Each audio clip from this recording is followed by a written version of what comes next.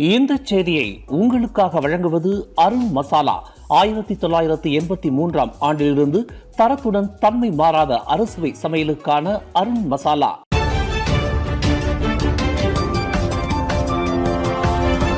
வணக்கம். திசைகளின் ஒரு மணி செய்திகள். 50 விழுக்காடு டோல் கட்டண கழிவு மக்களுக்கு அரசு வழங்கிய ஓர் உதவியாகும். வரும் சீன புத்தாண்டையொட்டி நாட்டில் உள்ள அனைத்து நெடுஞ்சாலைகளிலும் டோல் சாவடிகளில் 50 விழுக்காடு கட்டண கழிவு வழங்க அரசாங்கம் முன்வந்து இருப்பது மக்களின் சிரமத்தை குறைப்பதற்கு அரசாங்கம் வழங்கக்கூடிய ஓர் உதவியாகும் என்று பொதுப்பணித்துறை அமைச்சர் டத்தோசரி அலெக்சாண்டர் நந்தாலிங்கி தெரிவித்தார்.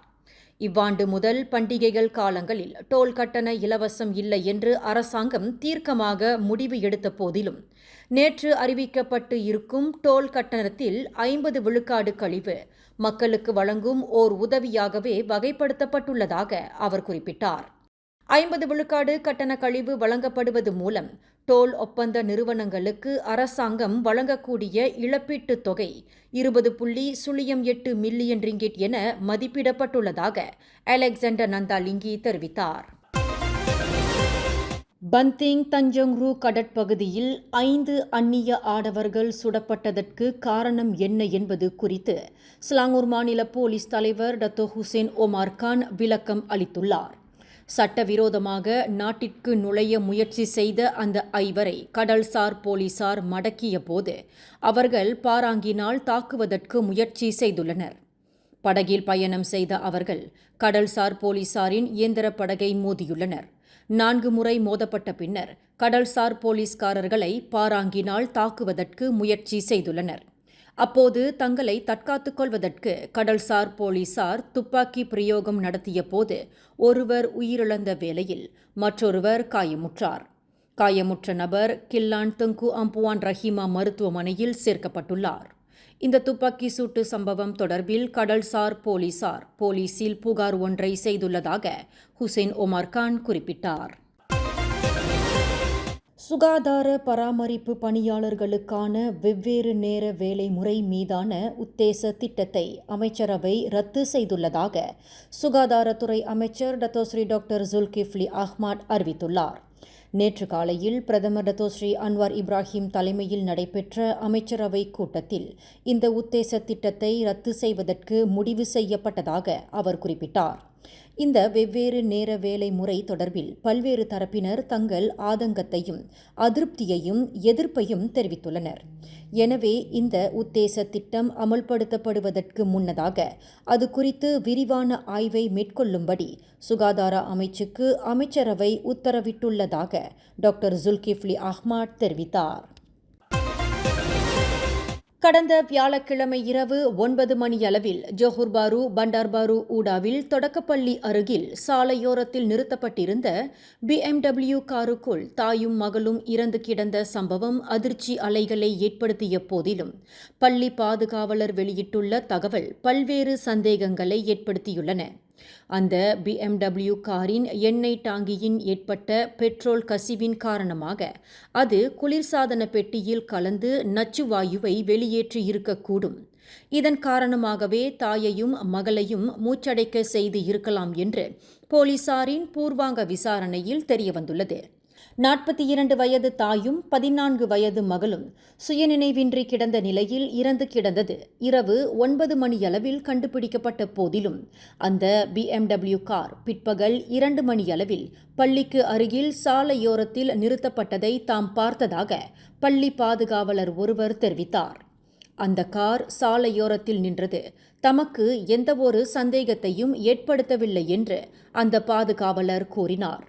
ஆனால் சில மணி நேரம் கழித்து அந்த கார் இயந்திரம் முடுக்கிவிடப்பட்ட நிலையில் எண்ணெய் பெடல் அழுத்தப்பட்டதன் காரணமாக காரின் சத்தம் பள்ளி வரை கேட்டதாக அந்த பாதுகாவலர் தெரிவித்தார். சற்று தொலைவில் இருந்தவாறு அந்த ஆடம்பர காரை தாம் கவனித்த போது கருப்பு நிற கண்ணாடியில் எதனையும் தம்மால் பார்க்க முடியவில்லை என்று அவர் மேலும் கூறினார். எனினும் இரவு 7 மணி வரையில் அந்த காரிலிருந்து யாரும் வெளியேறவில்லை. ஆனால் காரின் இயந்திரம் செயல்பாட்டில் இருந்தது. அதன் பின்னர் சந்தேகித்த தனது சக பணியாளர் அவ்விடத்திற்கு சென்று பார்த்தபோது காரில் இருவர் இறந்து கிடந்தனர் என்ற தம்மிடம் தெரிவித்த பின்னரே ஏதோ ஒரு சம்பவம் காரில் நடந்துள்ளது என்பதை தம்மால் உணர முடிந்ததாக அந்த பள்ளி பாதுகாவலர் தெரிவித்துள்ளார். ஈப்போவில் தற்போதைய ரயில் நிலையத்திற்கு பின்புறம் அதிநவீன போக்குவரத்து மையம் உருவாகவிருக்கிறது என்று போக்குவரத்து அமைச்சர் ஆண்டனி லாக் அறிவித்துள்ளார். அந்த போக்குவரத்து மையத்திற்கு அது ஈப்போ சென்ட்ரல் மையம் என்று பெயரிடப்படும் என்று அமைச்சர் குறிப்பிட்டார். ஈப்போ போக்குவரத்து சென்ட்ரல் மையம் 626 கோடி ரிங்கிட் செலவில் ஈப்போவின் புதிய போக்குவரத்து மையமாக உருமாற்றம் காணவிருக்கிறது. இதன் நிர்மாணிப்பு 2 கட்டங்களாக மேற்கொள்ளப்படும் என்று ஆண்டனி லாக் தெரிவித்தார். ஈப்போவின் பிரதான போக்குவரத்து மையமாக ஈப்போ சென்ட்ரல் விளங்குவதுடன் வீடமைப்புகள், வர்த்தகங்கள், பொழுதுபோக்கு மையங்கள் என தேசிய பொருளாதாரத்திற்கு பெரும் உந்தும் சக்தியாக ஈப்போ சென்ட்ரல் விளங்கும் என்று ஆண்டனி லாக் குறிப்பிட்டார். உலக தமிழர்களால் இணையம் மற்றும் சமூக வலைத்தளங்கள் மூலம் வாக்குகள் பெற்று விருது வழங்கும் 17வது எடிசன் தமிழ் திரை விருதளிப்பு விழா வரும் ஏப்ரல் 5ஆம் தேதி சனிக்கிழமை மாலையில் பினாங்கு ஸ்பைஸ் அரேனா அரங்கில் பினாங்கு மாநில ஆட்சிக்குழு உறுப்பினர் டத்தோஸ்ரீ சுந்தரராஜு பரிந்துரையின் பெயரில் பினாங்கு மாநில அரசு அனுசரணையுடன் நடைபெறவுள்ளது.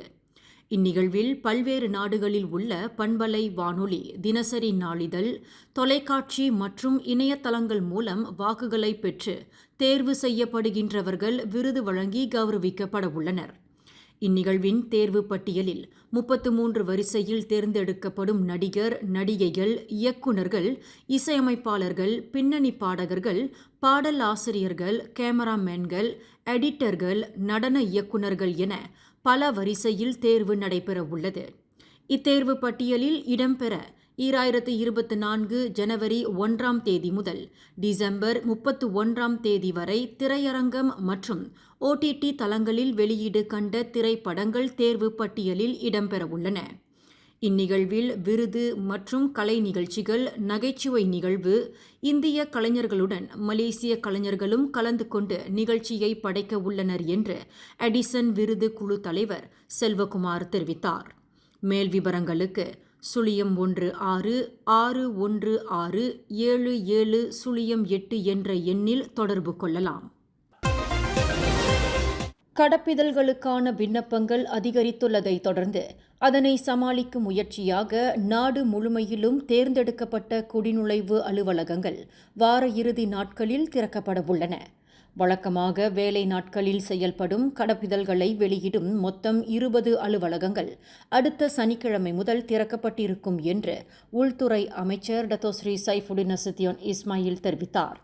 தேர்ந்தெடுக்கப்பட்ட அந்த குடிநுழைவு அலுவலகங்கள் காலை 8 மணி முதல் நண்பகல் 12:30 மணி வரையிலும் திறந்திருக்கும்.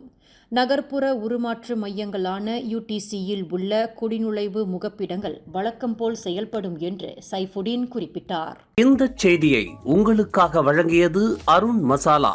1983ஆம் ஆண்டிலிருந்து தரத்துடன் தன்மை மாறாத அறுசுவை சமையலுக்கு அருண் மசாலா. மேலும் செய்திகளை தெரிந்து கொள்ள கீழே இருக்கும் பெல் பட்டனை அழுத்துங்கள். உங்கள் மகிழ்ச்சியை வெளிப்படுத்த லைக் மற்றும் ஷேர் செய்யுங்கள்.